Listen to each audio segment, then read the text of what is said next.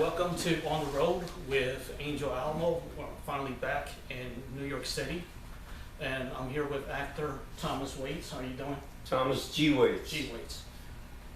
Thank you. I'm good. Angel Alamo is your name? Yep, Angel Alamo.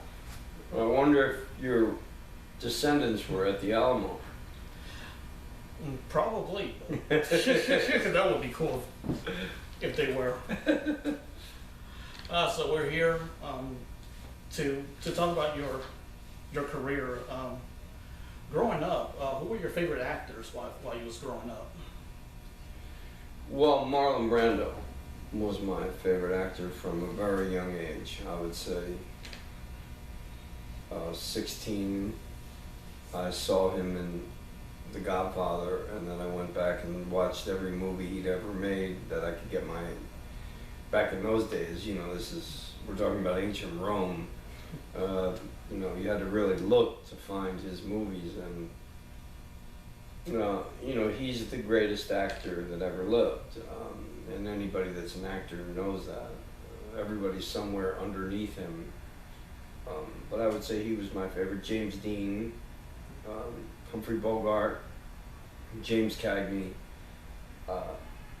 They were all, to my way of thinking, the gold standard for what acting is. What makes a good actor a good actor? Two things. One is presence. And what I mean by that is confidence, not arrogance, but confidence, and a deep seated driving desire to express one's feelings. When you're preparing for a film role, what goes yourself as an actor? What goes into your preparation for any role? Well, really, what it comes down to is the way you live your life. So you have to structure your life in such a fashion that the character will come to you if you're taking care of yourself, sleeping enough, exercising enough, you know, stretching, taking care of your instrument, and then you just allow the material to enter your subconscious mind, and then a character will come out. The character will lead you. It's really a rather mystical process, you know. I mean,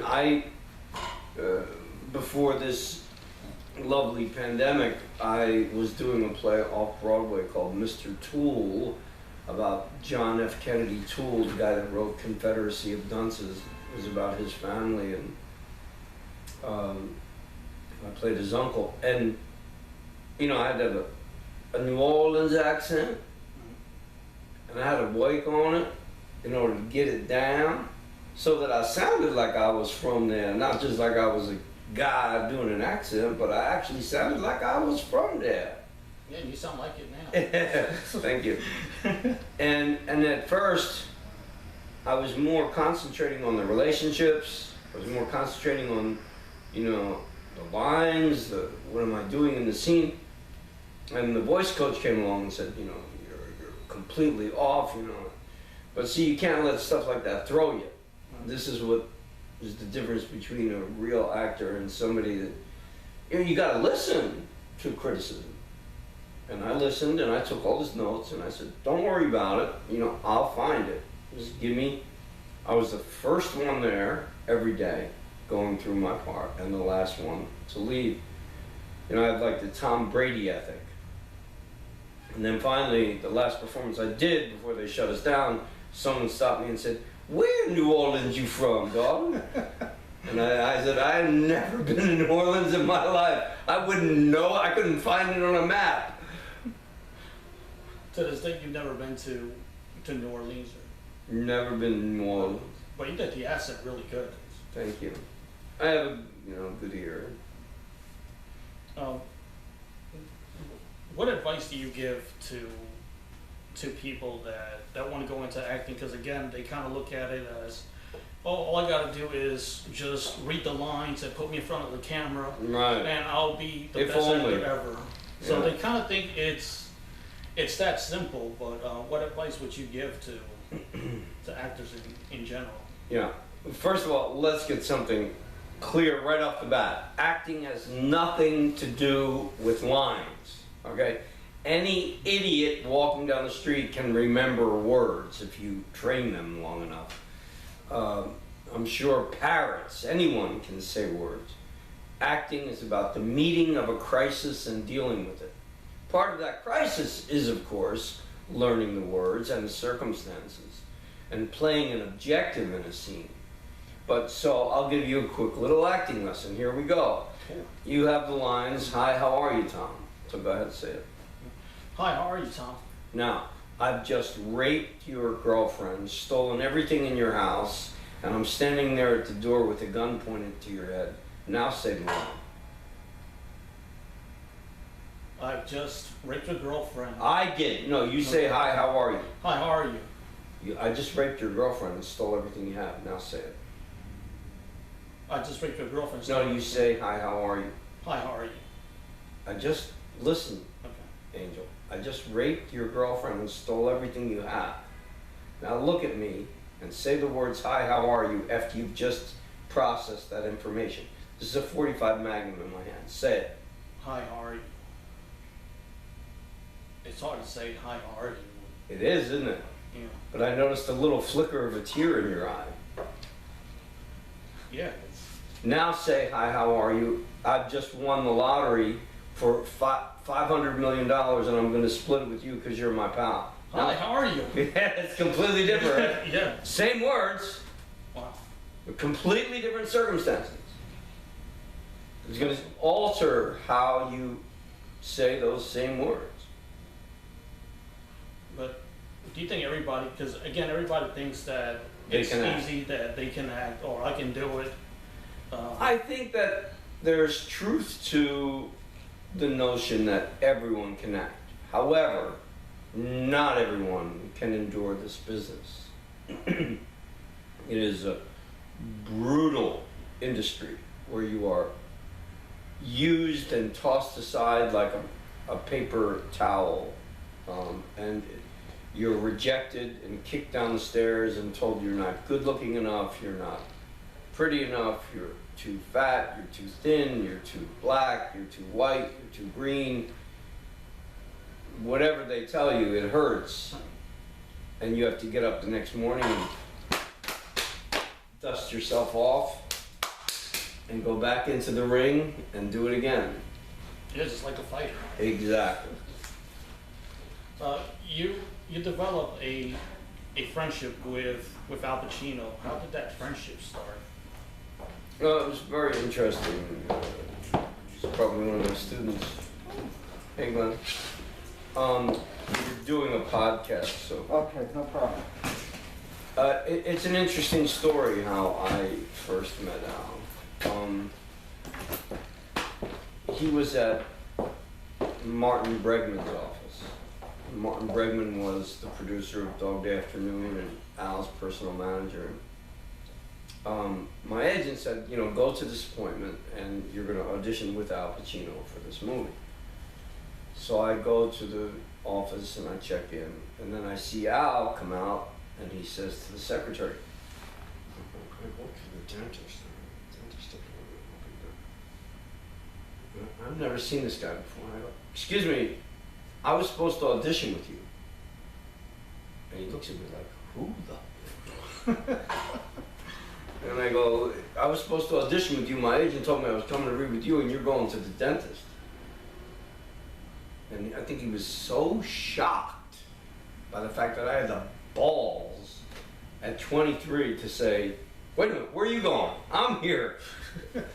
Anyway, he said, "Well, we'll give you another time. We'll give you another different time tomorrow. Okay, you come in tomorrow." So I went in the next day and we connected immediately in the scene. It was like two jazz musicians that just sit down and start jamming. And that was the first time I worked with them, and we really worked very well together. And then he brought me in for Richard III that he did in Philadelphia and then on Broadway, and I was in that. And then we did American Buffalo together, where we shared the same dressing room. So, you know, we got to know each other very well, and you know, he's a lovely man. He's a complex artist, and acting with him on stage is sort of like being with electricity, live wire electricity. You never know what he's going to do, which is very exciting for me because I can handle it. But a lot of other actors would sort of melt into the scenery. Do you ever go back and watch your films or TV shows that you've done? I find it very difficult to watch myself. When I'm working, Right. if I can get to watch the rushes or watch a scene so I can repair it, when I loop the thing, when I do the ADR and I can improve the performance, I'm very interested by it. But then when I go back and see the whole thing, I never feel like I've done the job I should. I just always go, oh, you could have done so much better. But I have a hard time, you know, aging on film is a particular product. You have to understand, I did my first movie when I was 21. You know, I looked like a baby, you know. And now I'm going to be 66 in January. That's a long time for you to be in front of a camera. And, you know, one is not without vanity, I suppose, and it becomes difficult. You know.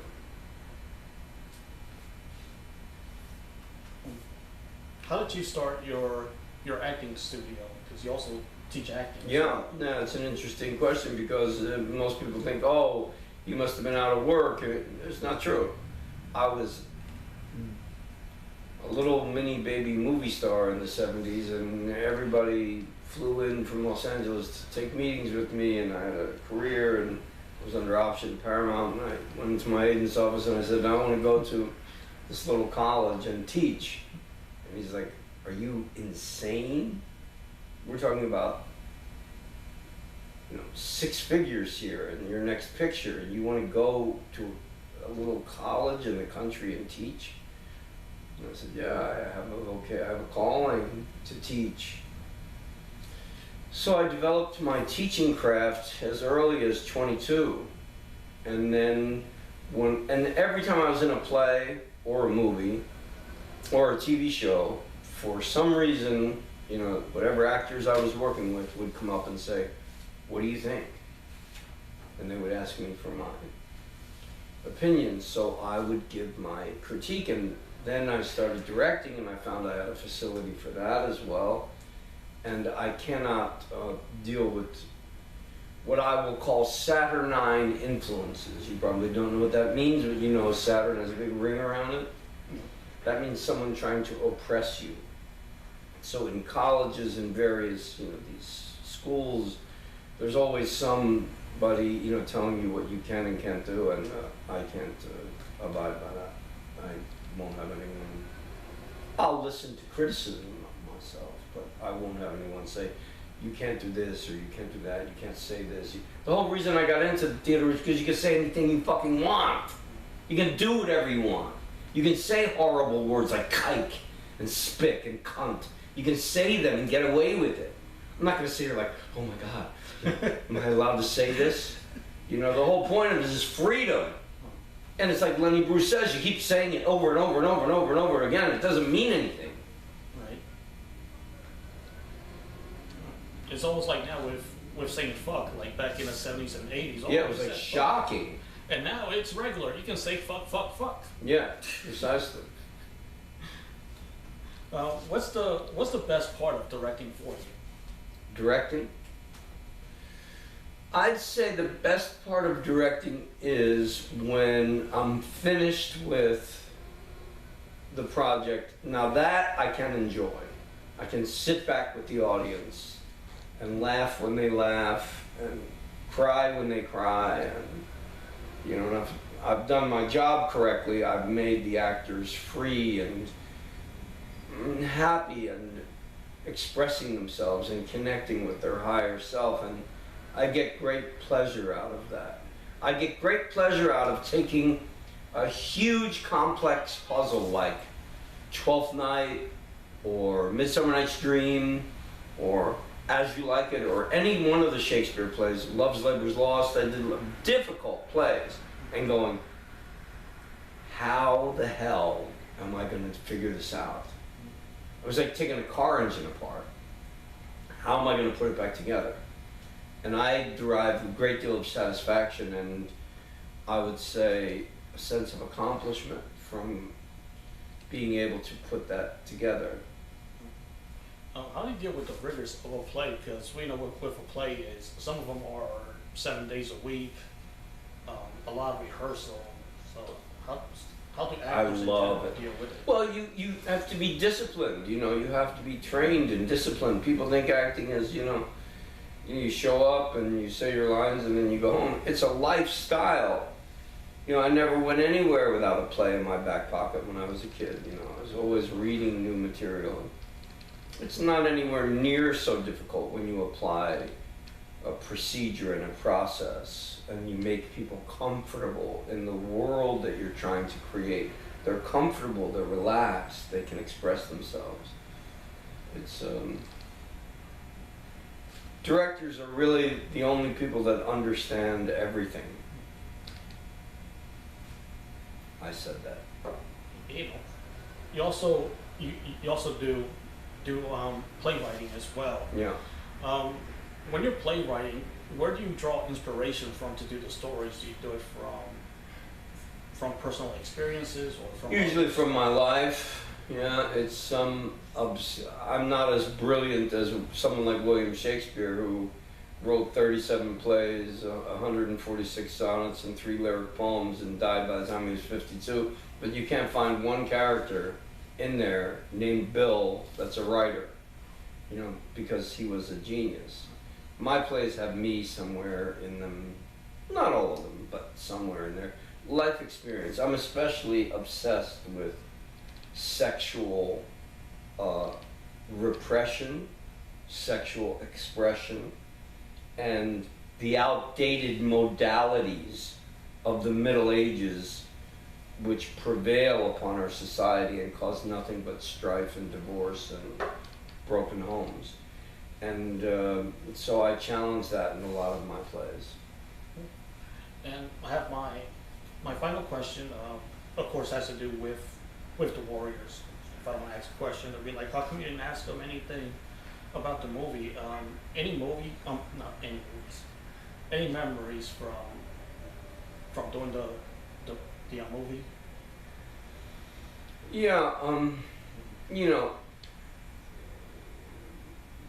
Walter Hill he created a seminal moment in film history by making that film. And I, unfortunately, got fired from it after 7 weeks, which has probably never happened in the history of film, that you would use an actor 7 weeks into a movie and he's in the first third of it and then he's central to the plot and then he disappears.